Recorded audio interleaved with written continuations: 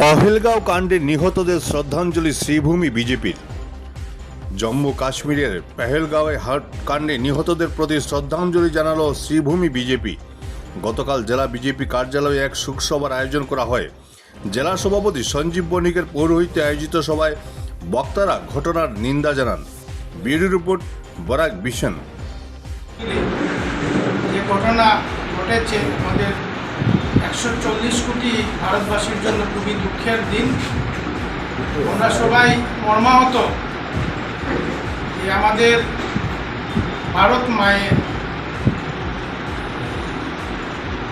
যে সন্তানদের যে অবস্থা, এই অবস্থায় আমরা সবাই আজকে করিমগঞ্জ তথা শ্রীভূমি জেলার প্রত্যেক নাগরিক তথা ভারতীয় জনতা পার্টির সদস্যবৃন্দ আমরা সবাই এই দুঃখের দিনে সবাই মর্মাহত এবং আমরা আমাদের প্রিয় প্রধানমন্ত্রী নরেন্দ্র মোদীজির কাছে আমাদের আর্জি জানাই, অতি সত্বর যারা এই দুষ্কর্মে সংগঠিত করেছেন তাদের চিহ্নিত করে তাদের জন্য উপযুক্ত সাজা দেওয়া হয়।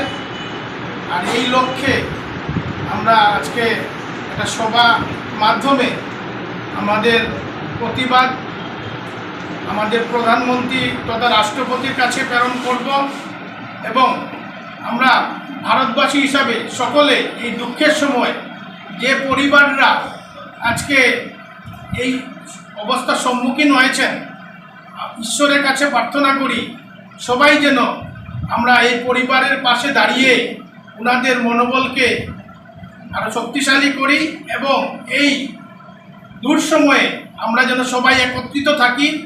আমরা সবাই ভারত মায়ের সন্তান হিসাবে ভারত মায়ের কোনো বিভাগের প্রধান সবাইকে নিয়ে যে সভা হয়েছে, সেই সভায় বিভিন্ন সিদ্ধান্ত হয়েছে এবং আজকের দিনে আমাদের কাছে যতটুকু জানা খবর সর্বদলীয় এক সভা হচ্ছে। অল্প কিছুক্ষণ আগে আমরা দেখতে পেয়েছি কানপুরে যে নববিবাহিত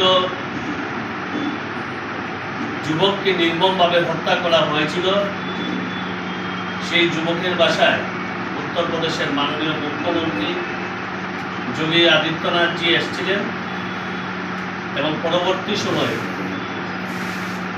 মিডিয়ার সামনে নানা বিষয় নিয়ে উল্লেখ করেছেন। তাই দেশ আজ এই পরিস্থিতির সময়